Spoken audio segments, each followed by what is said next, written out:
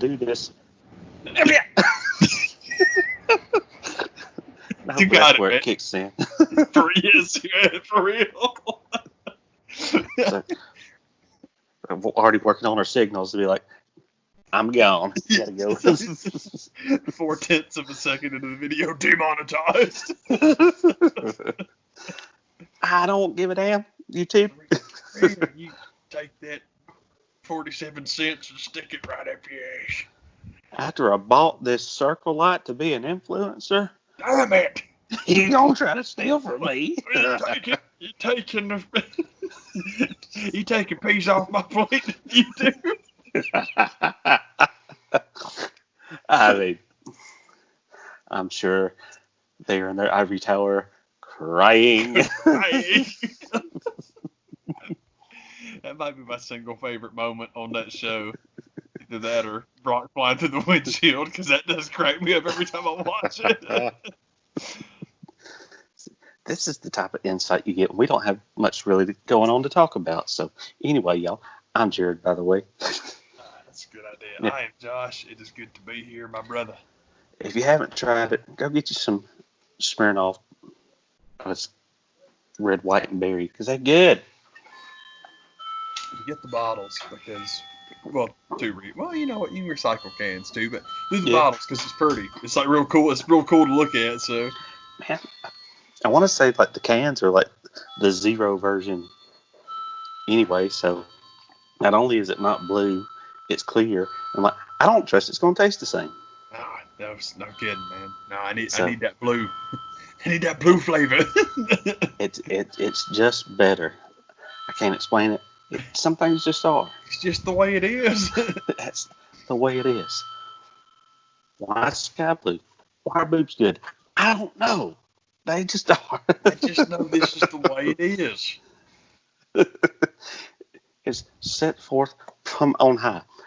Oh, one thing I can tell you about is I see a little your podcast downloaded thing reminds me is if you thought that, Michael Jordan during the Last Dance documentary was a little bit extra, a little bit of a bitch, you are not ready for the 30 for 30 Lance Armstrong. It is next level Bret Hart style up his own ass.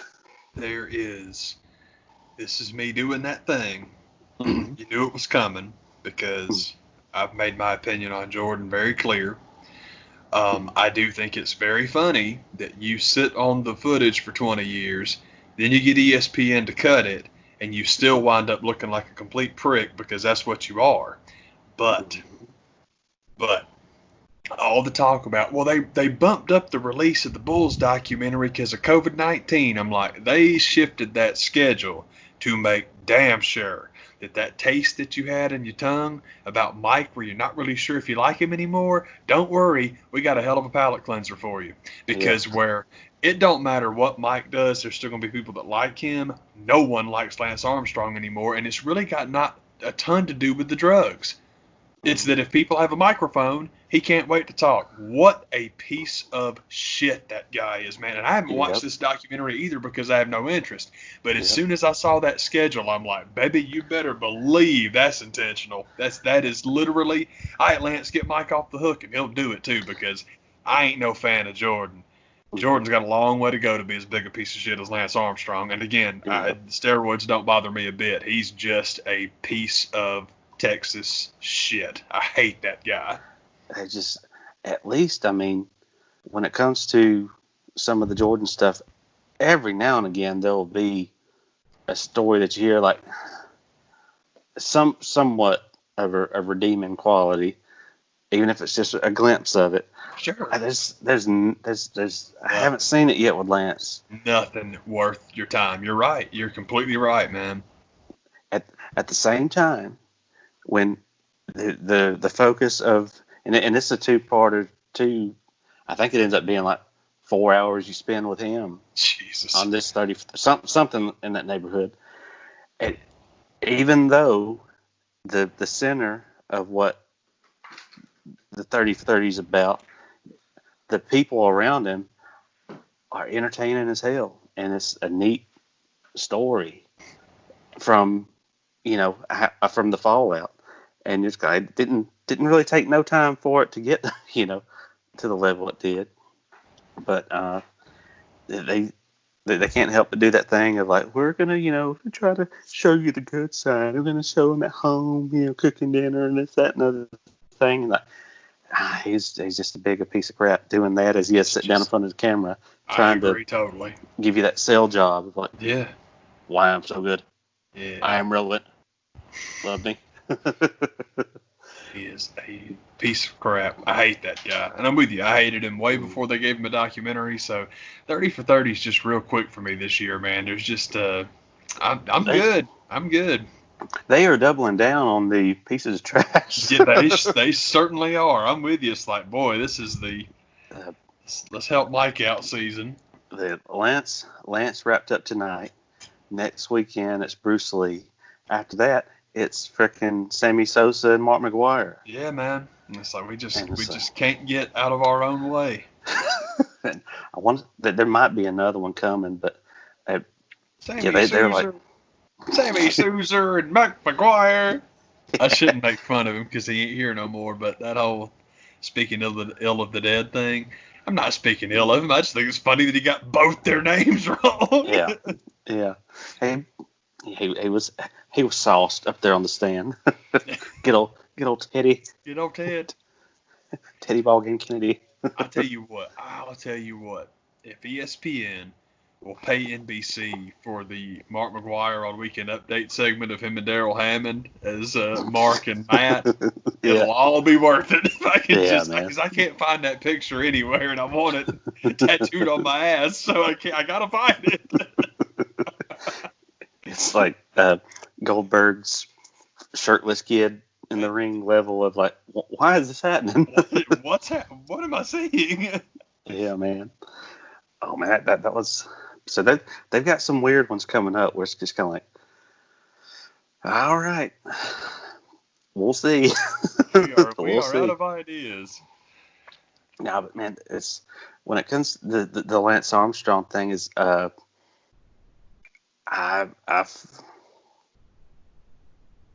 just talk about the stuff that was like prime time for me, just not wanting to believe anybody that I like could do that. I was a defender to the bitter end of McGwire. Even Armstrong, I was like, man, come on.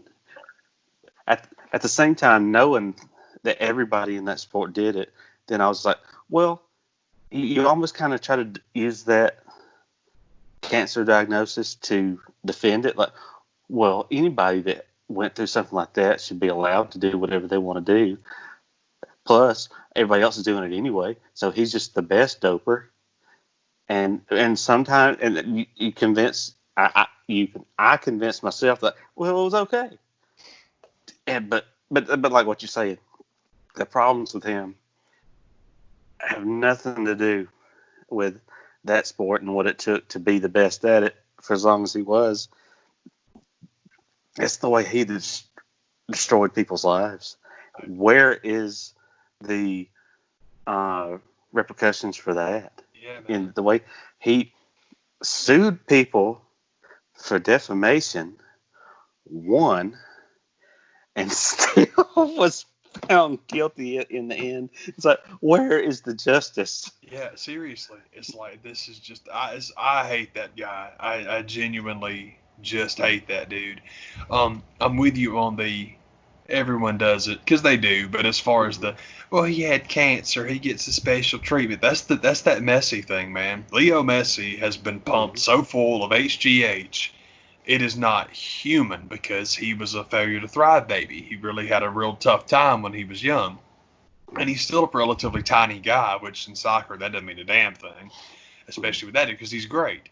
But nobody is dumb enough to try and pretend he is not doped to the damn gills, because it's just, again, he was a very small kid, so they were trying to help him out. That's what that stuff's for. It's like, Chris Benoit feed it to his kid. Yeah. Messi, that's what happened with him. And so whenever you see him do these superhuman things, it's kind of like we were discussing with Bonds. This is like a hand of God talent in soccer anyway. Man, when you feed him a freaking drug cocktail, yeah, he probably can do these things that you're seeing. And I don't mean to be a jerk about it, but that's the same thing with him. It's like, well, does it really matter? You know me, I don't care what anybody does, man, because basically, pardon me, when you're talking about sums of money that I'll never know anything about. And so I don't think it's right to trip on people for doing this questionable thing or that questionable thing in order to try and pursue that stuff. Because anyone that gets that close to that kind of money, I'm pretty sure would I'd probably be the first to be like, here you go. That's my thing. I think that's everybody. I really do. And so I don't have a problem with that. It is interesting, though. I get a little bit tired of, I don't know, I shouldn't say celebrating, but yeah, it's like, I don't know, man. I don't really even know what I'm trying to say, except that I'm with you. I think everybody does it. Stuff doesn't bother me. When you have somebody stand out as much as Messi, that's how you know that kid was born to be that good. But seriously, I've gotten way sidetracked. And Messi's not a complete piece of shit either. He's not my guy. I don't think Messi's a good dude, but I shouldn't say good. I don't think Messi's a great guy, but he ain't Lance Armstrong. Thank God. I think it's that great divide where it was deny for so long, deny to the point of suing people and winning. And do you have to give back that money? I mean, what happens to that? But and then you have on the other side of the coin, you have like an Andy Pettit who's like, when he gets caught, he's like, yeah. And that's how you know all his stuff gets. It's not that it gets forgotten, but it gets forgiven. Yeah, a lot quicker. Yeah, just don't. When he's just like, I did it. Yeah, man. Because like the guy that will never be forgiven, aside from Barry, is Palmeiro, and that really sucks because Rafael Palmeiro is a great player, man. But everyone remembers the finger point, and it's like that's you forever now, bud. Exactly. It's like that's you forever now, man. It sucks. But that's people aren't gonna let you off the hook for that. Yeah. Even if you're McGuire and you go up there, I don't remember. I don't know. I'm Oliver North. I don't know what you're talking about. People don't talk about that anymore either, and that's okay. I'm not here to talk about the past. I'm not here to talk about the past. Yeah, that's it. That's it, man. And it's like even that's better than I didn't take this stuff, jerk. You know, even that's better than nuh-uh. What do you mean you? Nuh-uh. Well, we have proof. Well, you know, want to fight about it? I'll beat you up.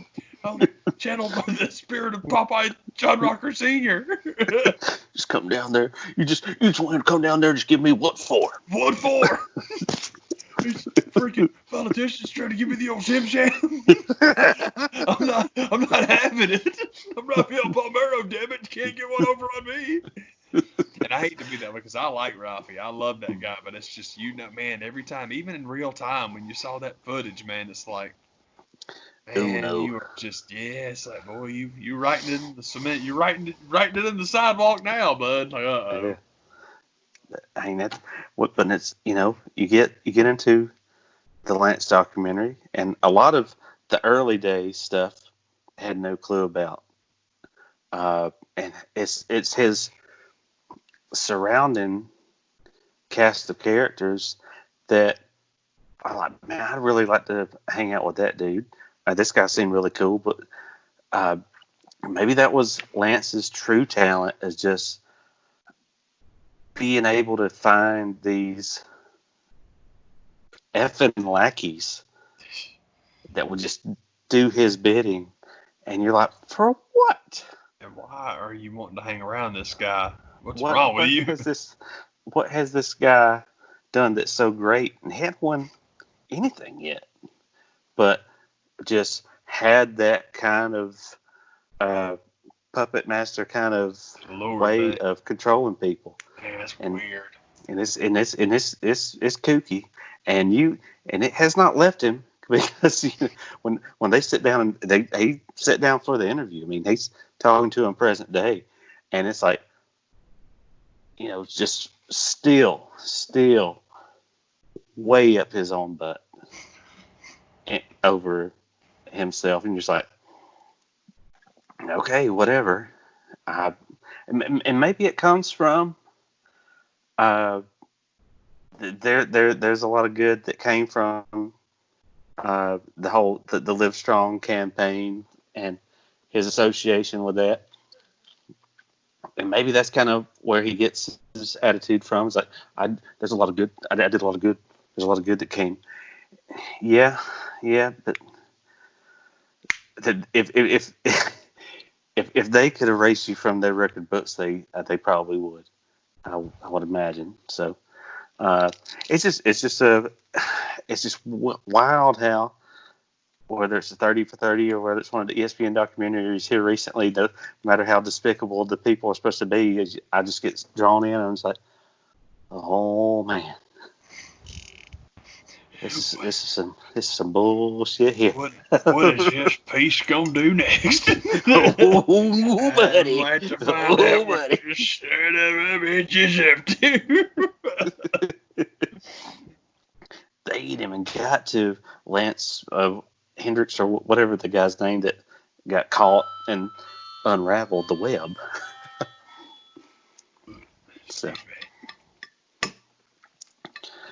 So now that's the other thing that was kind of funny about this weekend is finally there's talks of having some type of, because as long as NASCAR's back and Chase Elliott is winning, I don't give a damn.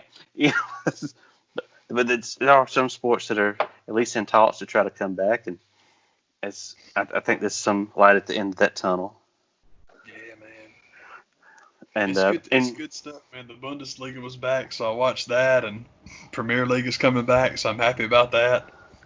I was one of those crazy people that it was not intentional. It was not something that I set out to do just to be able to say I did it on my YouTube channel. That's what I did right there, man. They think it was you. I popped up in a wake for no good reason in the middle of Saturday morning at 3 a.m, and I'm watching Korean baseball. Oh, it's great, isn't it? I legit did that, and it was not done for just to have something to say I did, but it was like, oh my God, please let this happen here, kind of thing. And it feels like baseball has been setting up plans since March that every time you hear it, you're kind of like, man, players ain't going to go for being sequestered essentially to play that long of a season. But shorten it and you put it in a more, like, if we can use the facility. I don't know, does Disney still have the baseball field down there? Because I know the Braves weren't going to play there anymore. But there's still something there that could probably be used.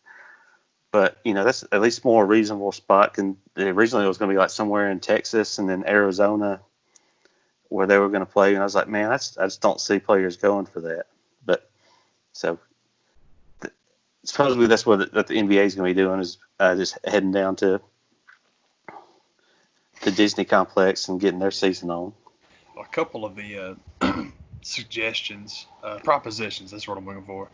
A couple of the propositions for basketball are fantastic. The main one that they're talking about, and this has been floated for a long time, is just like, well, maybe this is our opportunity. The reseeding and basically going 1 through 16 based off of record. Conference doesn't matter. None of that matters. And especially if you're in a position like that where you're not going to be traveling anyway, why on earth why are we doing East-West? And that's awesome. I wish they would do that anyway. I've said many times, and I know that my proposition for the NBA really eviscerates the season. I mean, it makes the season short. But I wish they would copy soccer in the regard that the league is 30 teams. So that's 29 opponents. 29 by 2 is 58. I'd have the season be 58 games. You play everybody once on your court, once on their court, and then 1 through 16 based off of record, because, boy, you talk about even competition. Everybody's played the same people. 1 through 16 go to the playoff. You could go 1 through 8 if you want to. It's just that I think playoff revenue is so lucrative. Fewer play, like we've talked about many times before. Only college football. It's only college football you can talk about with a smaller playoff field, and people actually act like it's a good idea. That's not going to happen anywhere else. So I know the league is only 30 teams, and we're talking about half of them getting to the playoff. But hey, man, look, that's big money. They're not going to say no to it. But anyway, that's something they're talking about doing now. It's like, well, yeah, let's do the 1 through 16. I'm like, that would be effing amazing. I would love it. I really would love it if they would do that. So I'm looking forward to that. I do. This is stupid, but it's stupid and jerky. But let me put it out there. It's stupid, but I know I'm right. So here's the deal. I love the conversation that will not go away with like, well, does this year's NBA championship deserve an asterisk? Would you need to put an asterisk next to the winner because of COVID-19? Let me answer that question for you, because there's one answer. Mm-hmm. If the Lakers win, yeah, because that's all you care about. If anybody but LeBron wins the thing, no one will ever talk about that asterisk ever again. That is a fact. That is a stone cold locked fact. That's what it is. That's what it is.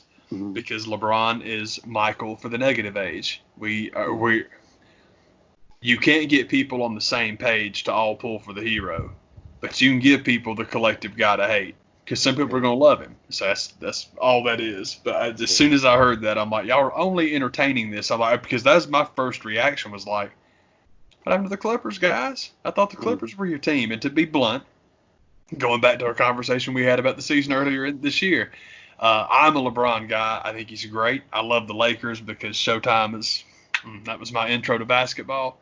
Love all that stuff. But if you're telling me for the playoffs, if I think the Lakers or the Clippers, who's going to win 4 first, I'd go with the Clippers too, because man, that team is built for the playoff.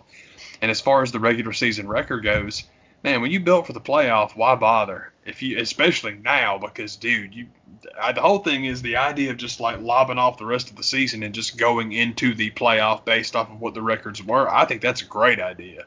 Why on earth would you play regular season games right now? Don't make no sense. I never liked that idea. I mean, earlier into this whole situation, it seemed like that's possible. Yeah. But even at the time, it's like, just start the playoffs from the get-go. Yeah, I agree totally. The one scenario that I heard was they were going to have like a bonus 6 teams go down, and everybody that I heard mention that was like, well, they're just trying to get Zion in the playoffs. Like, why wouldn't they? Yeah, seriously. Because that's a good idea. It makes it bad. Yeah, that's exactly what's, because they didn't go and rig New Orleans basketball team to get in the playoffs like they do with New Orleans football team every year. But yeah, the whole thing as far as like, they're just trying to get Zion in the play. Yeah, they are. That's the Stars League. Y'all talk because they should. You talk all the time. Oh, the NBA's the Stars League. That's right, don't you? I don't understand. I don't get it. It's like, yeah, you're correct about that. That's exactly what it is. So wanting more star power in there, that's exactly what they should do. Why not? Why not, man? And I'll tell you this. Tell you something else. If New Orleans sneaks in there and then eliminates the Lakers, I would love to see the Venn diagram of people bitching about getting Zion in the playoffs, who would then be, jerking off to pictures of him. Because I don't mean to be like that about. I do love LeBron, and I know people genuinely hate that guy. But it's just how much of the NBA narrative is based around that guy is sad. It's downright sad, man. So, and that's something people talk all the time about.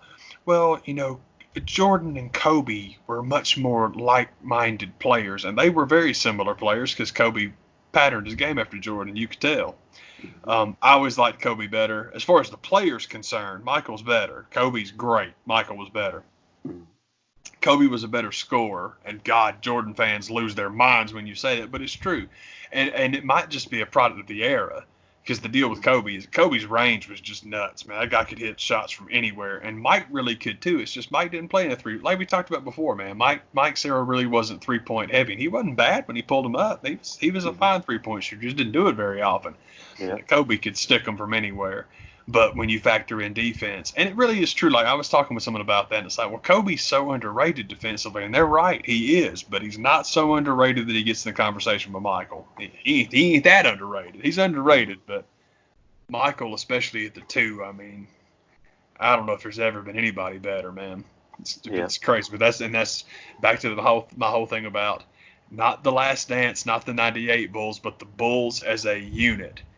When you have Michael Jordan on your team, and he is clearly the second best defender on the team, you got something special. Because Scottie Pippen, man, people can say what they want to about him, and he rode Michael's coattails, la-di-da. Let me tell you something. When they did not have the ball, he was Jordan. As great as Jordan was, if you've got someone as good as Jordan drawing the B assignment on defense, man, no wonder couldn't nobody beat them for 8 years, man. Yep.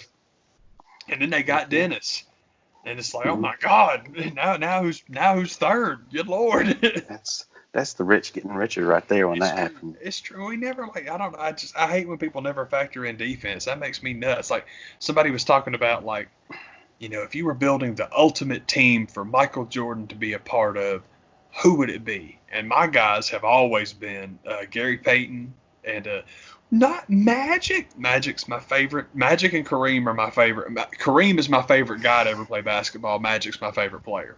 But I don't want Magic and Michael in the backcourt because they'll be squabbling over who gets to bring the ball up. And I know Michael's Michael, but take the ball out of Magic Johnson's hands. It's your own. Okay, do that at your own peril. Mm-hmm. I don't care how good you think Mike isn't running the point. He ain't Magic. But that being the case, this is Michael's team. So give me Gary Payton, because then, man, who's going to score on that? You got Jordan and Payton as your backcourt defensively. Who's going to do anything with those guys? Then give me Scottie at the 3. Not LeBron. Same thing with Magic. I don't want anybody butting heads. It's Michael's team. He's the quarterback. He needs to run it. That's what's going to happen. So give me Gary Payton for defense and give me Scottie Pippen A for defense. But also because, man, if you get Michael and Scottie together, boy, you know what you're getting, don't you? Why would you ever want to turn that down? And I'd want Duncan at power forward and Akeem at center. I don't think anybody would ever beat that team. I mean, that's just straight nastiness, man. It's crazy. Yeah, defensively, that team, God, they might give up 60 points a night, man. Yeah. Damn it, I hate these guys. Go. I'm retiring. Yeah, I got way sidetracked. So what, man? It's kind of stupid anyway. Stay your baseball stupid. I don't like it no way. No, man, I guess if for soccer and basketball to get started, just gives me hope for there to be some type of baseball season. Yeah, man. I'm with you on Korea, man. Just like tuning in and watching it, I'm like, we've had this conversation for most of our friendship, and I'm sorry, guys, my food obviously is coming back on me, but anybody, I do get excited about my foods. That's why I eat so daggone much. Where it's like, you idiot, you ate too much. Baseball, man, it's just. DeRocher has that great quote about baseball. I mean, baseball's like church, man. Many attend, but few understand. And I understand what he's talking about, but it's like, I know more interesting people that have that weird religious tie to the game of baseball, probably than any other sport, man. Because it really is. If it's in you, man. Oh God, I love it so much, man. The only thing I've told you before, the only thing that I like better than just chilling out and watching baseball is actually scoring the game. Dude, if you get you a scorecard and you actually, especially if you log like a pitch count, bro, baseball's so slow, la-di-da, man, you will not have enough time. It's like you feel like you're taking the old Iowa test of basic skills in third grade, like, oh God, no. I gotta get into college. Why is it necessary to circle each letter of my name? God, this is stupid, guys. Can't even write it. This is so dumb. Let me tell you what my name is. Scantron jerk. Why don't you just let me tell you my name? For real, why don't you just tell me the answer? Man, that gets, something to look forward to, a little bit of light at the end of the tunnel, I agree, we'll see. Man. I was talking about it earlier, man, in this town in particular. I have been an adamant Braves fan. My first exposure to the Braves was '87. I remember getting baseball cards and I thought that was cool. But as far as like going to the games and following, '88 was the first year that I went. And I'm very happy about that. I feel very lucky because that was right before they got so good, which means they were so bad. Yeah. And it's good. It's good to learn to love your team when they're god awful. Because man, when you get those good times, but that's my thing with United. It's so stupid, but I'm ready for United to have a god awful season so I can be like, yes, this is my team now. Because they've never had anything less than a great season. So it's like, all right, whenever I want to see the chips down, man. It's like, yes, these are my people. But that being said, last year's Braves team was a blast. If there's a more fun team in baseball, I ain't seen them. But God, they are just too much fun, man. And that's why, I mean, they talk about the season with an asterisk. I mean, the Braves with a short season, I like our chances a lot. Sure, man. To beat the piss out of a lot of people. I'm with you. I'm totally with you. So let's get it on, man. That's cool. Because but I'm with you on the asterisk season. I'm just like, is Tom Brady's ass getting an asterisk in Tampa? I bet he don't. But I don't think I've given you my opinion on that, and let's just put the whole conspiracy out there. I get it. Tommy Brady's in Tampa, and I really do hate to to not pull for Brady's easy because I've never have.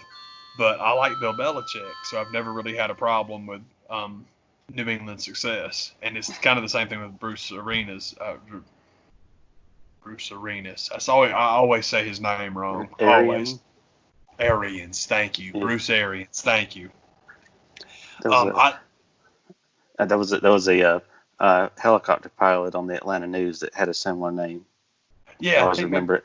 I think maybe that's why I'm getting it wrong. I think you're right, man. But yeah, dude, I love that guy from the. I don't think it was Hard Knocks. Maybe it was, but it seemed like Showtime did a documentary about the Cardinals or somebody, and it was awesome. And he was the coach there, and it was just like, man, this guy's cool as hell. Love this dude. So I don't know. I don't mind Tampa having success, but the problem I think they're going to run into is don't anybody forget the Minnesota New Orleans game because the league still owes New Orleans for that one. So yeah. I know Tommy's pretty and we all love him, but I'll tell you what, you haven't been to the NFC South, Tommy, and I'm here to tell you that bias that always was shown to you in the AFC East, you ain't gonna be getting it in Tampa, brother. Mm-hmm. You just you're a big deal, but you ain't New Orleans Saints big. He's gone. Oh God. They want a Red Sox so bad that they're gonna try and create one. Like, this is so pitiful. Mm-hmm. My Tommy.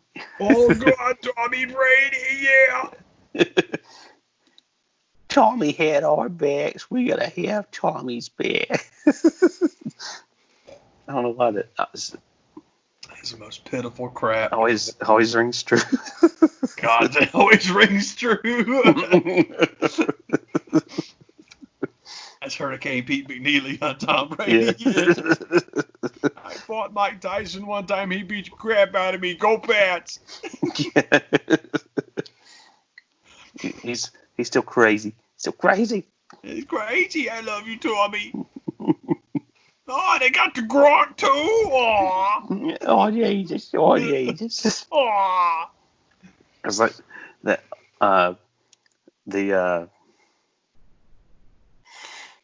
The Chicago skit on Saturday Night Live when Ditka went to coach in New Orleans, and the George Wendt character in that skit found the perfect geographic location between New Orleans and Chicago. And bought a Saints and a Bears jersey, glued them together with nacho cheese. So it'd be some Peter McNeely is perfectly between New England and Tampa. Oh yeah, man. Glued them together with some type of chowder. Oh, dude, seriously, man. Where's he gonna wind up? If he's between Massachusetts and Tampa, I don't know. I'm thinking maybe Maryland. If I wind up somewhere, I think maybe that's about right. Work some type of weave out. I'm going to Chevy Chase, Maryland. Yeah. It's like between my Tommy and Boston. Please keep Mike Tyson away from me. He's scary. Oh, God. Man, did you have any thoughts on, speaking of Mike Tyson and segueing into good old AEW, we finally have the Revival show up. Oh, my the God. FTR, whatever their Whatever technical name is, who knows? They're going with, man. Cash and Dax.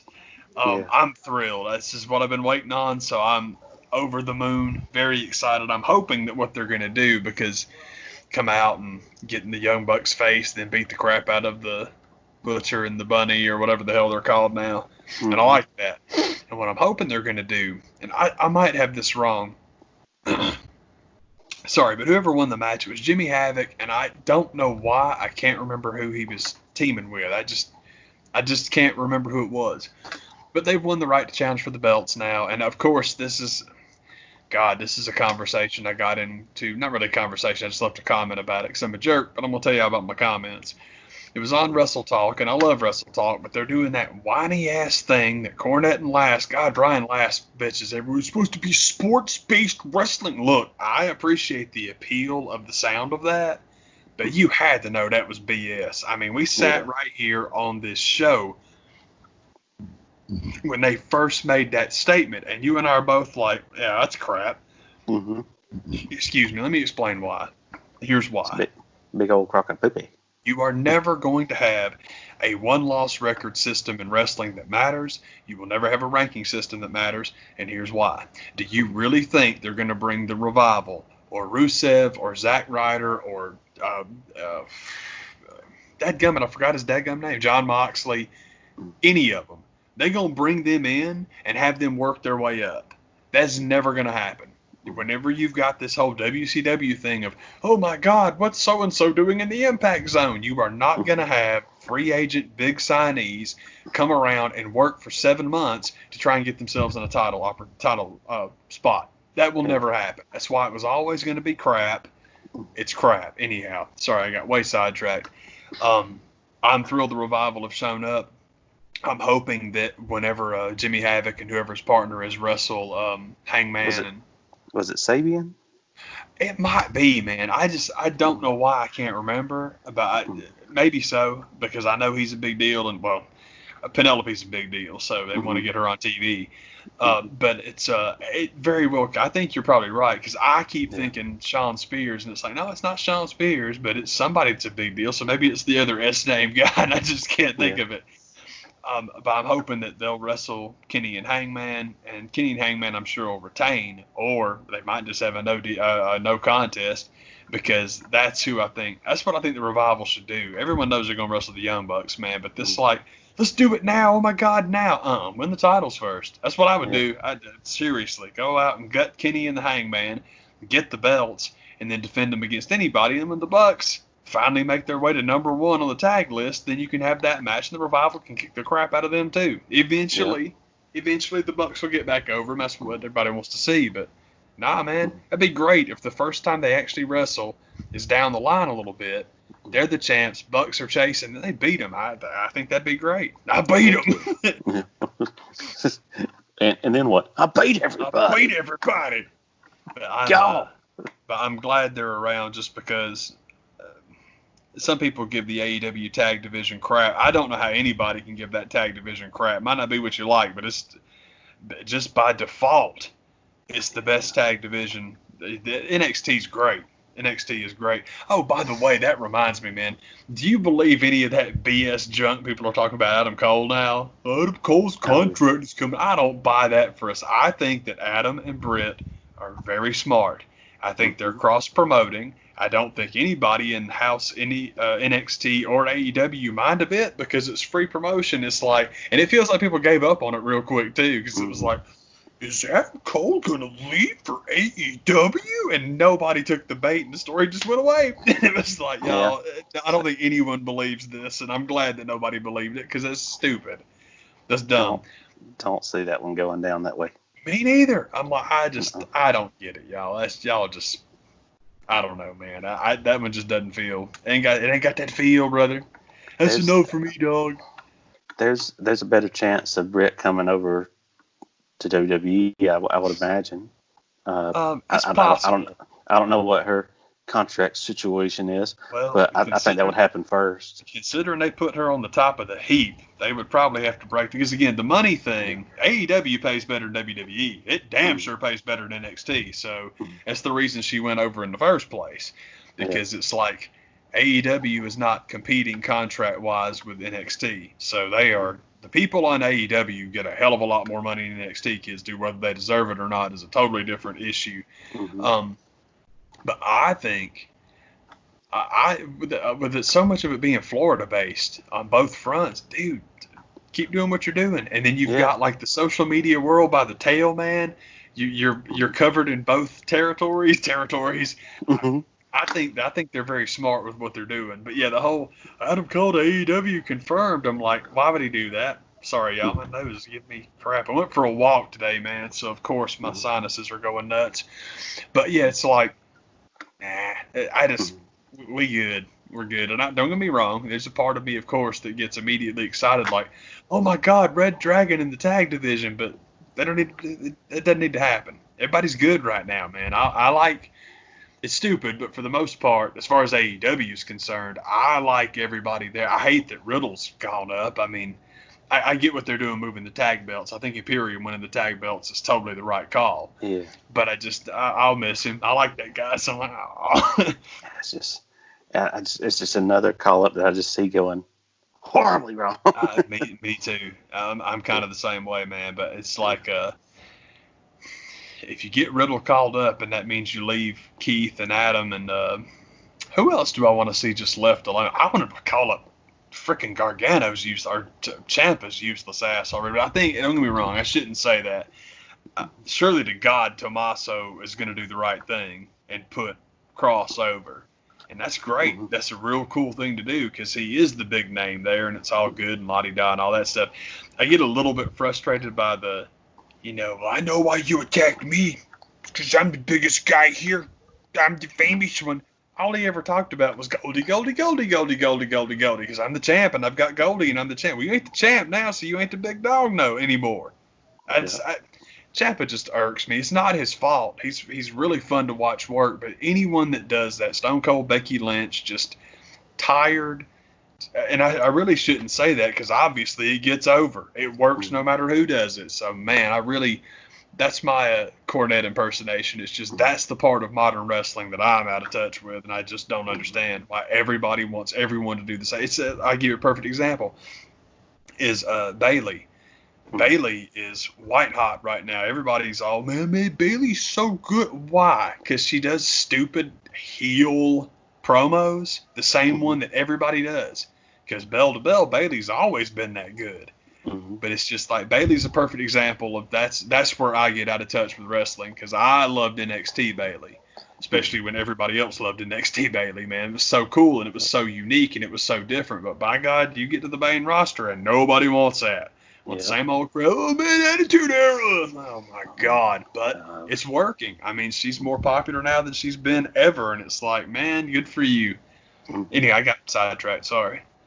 But yeah, I did think the Adam Cole thing was funny, so I wanted to mention it to you, because it really did feel like the entire internet just collectively took a dump on that story. It was like, come on, man. Okay, we'll stop talking about it. Everybody was making their, what's bullshit videos. What's bullshit? that idea of having him go over there, it ain't gonna happen. That's a picture of Adam Cole and Britt Baker. They're both like, what's bullshit? Like they got caught. What happened? Hey, what happened? Man, that was the jam of the week, is talking about Matt Riddle and his match with Thatcher. I still can't remember. I still can't get his name right. I get it wrong every time, because I always want to say Oni Lorcan, who I know is a completely different person. I know who Oni Lorcan is, but I get it wrong every time, man. It's just this stupid block that I've got. Yeah. Bruce Arians. I can never say it right, man. I'm going to Yeah. start calling Bruce Arians Oni Lorcan, too. Yeah. Tampa Bay Buccaneers head coach Oni Lorcan. No, what? Yeah, it sounds good. Coming off the pirate ship. Yes, yeah, that'd be awesome. Heck yeah. But that's, just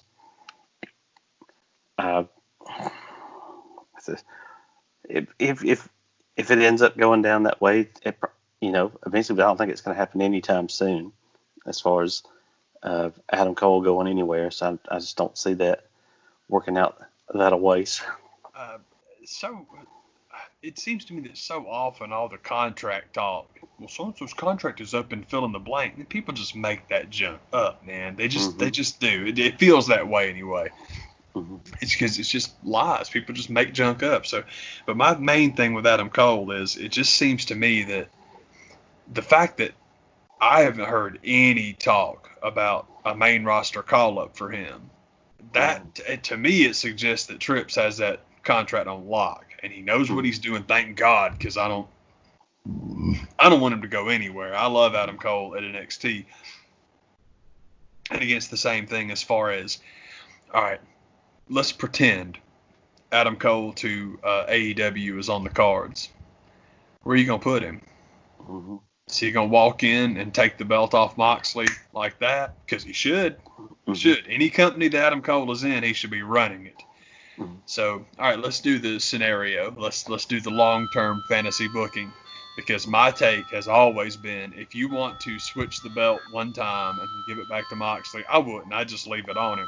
And it feels like that's what they're doing by feeding him all these one-time guys. But same thing, exact same thing where, well, you got to become the number one contender and la-di-da. Okay, but this fresh off the boat, whatever his name is, guy that won the ladder match, we're cool with that. Okay, whatever. Second time, first match is going to be a title match. Dude, wasn't nobody going to wait for Brody Lee? Nobody was going to wait for that. So it's like, anyway, I've gotten back into distraction. But when it's time for Kenny Omega to gut John Moxley, which that's really how they should do it. You need to have Omega beat him for that title. And I mean, man, when Kenny gets that belt, you leave that thing alone, and it stays and stays and stays and stays. And if you can then bring Adam Cole in, he wins it on night one, man. I just think Cole's better than everybody. So, hey, give me the belt. I beat everyone. Yeah. That's my philosophy of booking Adam Cole. But on the subject of titles and whatnot, I've heard from several people just making the cute joke about, well, Cody Rhodes came out and cut his John Cena 2015 promo about defending the belt on TV every week, and it's an open challenge. I'm like, do y'all not know what a TV title is? I mean, I guess not. I mean, if all you ever did was grow up on WWE, maybe you don't know what a TV title is, but that's what that is. And the whole deal is with them calling it the TNT Championship. I'm like, this thing being defended every week on television surprises you? I don't know how. That makes no sense, man. So it's cool. I'm thinking about that one too, like, because the next logical guy to win it, of course, is MJF. But I don't know. I don't know. We'll get there. Yeah, we'll get there. One of them their days. Yeah, man. Was listening to Ali on Wrestle Talk, who was fussing about how he thought that Jungle Boy should have beat MJF, and I know MJF's undefeated, but just the story would have been so great if, like, Jungle Boy's got his number, and he just keeps beating him. And I'm like, no way, man. No. I disagree totally. This is your Masawa and Kawada. Literally have MJ Masawa F win all the time. Then you have the tag match, and Wardlow and Luchasaurus. I always want to call him Jurassic Express, and it's like, no, that's both of them. Yeah, then the Luchasaurus go brawling outside the ring, la-di-da, and Jungle Boy beats him in a tag match, first time ever. That would be awesome. And then when you do put the TV title on him, have Jungle Boy beat him for it. That crap would be awesome. And this is long term. I don't mean for any of this to happen soon. God, that'd be great, man. That'd be so cool. Now, they could put, if they want MJF to win the TV title soon, that's no problem. I think you could do that. Because the whole, that was part of, and we talked about it with our review from the pay-per-view, man. Resentment's too strong of a word, but unfortunately it's all I can think of right now. So a bit of my resentment with that whole thing was MJF is really good in the ring. It's like, yes, he is. Like we've talked about before, his promos do nothing for me. They're so derivative. It's the same promo that everybody in the post-Rock era cuts. Mm-hmm. It's literally just a Rock promo in Bubba Ray Dudley's voice with Chris Jericho's scarf. It's nothing special. But in ring, he's fantastic because he'll beg off. And that's all. I've said it for 1,000 times. If The Miz would sell it when someone's kicking his ass like they should, he'd be the best heel in the business. But he won't. He wrestles way too big and way too tough and way too strong and way too cool. And it's like, you're not a heel, man. If you want to be cool like that, you're not a heel. Yeah. That's why Steve Austin wasn't a heel till he was. And, it's the stupidest heel turn in history. Did you see what happened to business? I saw what was happening to business on the way to that heel turn. It was already in the downward slide. And as far as Austin's work during that heel turn, it was great. He was awesome, man. I don't care if people didn't like it. He was great. Yeah. It was probably the best he's been in a long time. I thought so, too, because it was just so stale. God, same exact thing all the time, which is what it is again now, which is okay. But I loved his heel stuff, man. He was funny as hell, dude. Yeah. It's when you get a guy that's naturally that funny with some of the reins off, like, man, that's, surprise what you can get. We're going to see some good stuff. I agree, man. Yeah, man. That's what's up, man. Yeah, man. But yes, I'm with you on the old revival. I'm glad to see him. Heck yeah. Yeah, dude. That was. I was surprised to see him that soon, but that's what not having a contract is all about. Yeah, it's one of those things. It's like people said that was Vince's gamble with letting everybody go. Is like, well, who's going to hire you now? Nobody's running shows, and what are they going to do? They're going to debut you in an empty building? So they were like, yep, that's exactly what we're going to do. Because it's like, why would we wait? Sounds good. Better than staying here at an empty building. Yeah, seriously. We've got hockey glass. Yeah, they've got hockey glass, which Jim Ross is giving them crap for some reason, but I think that stuff is a little bit silly.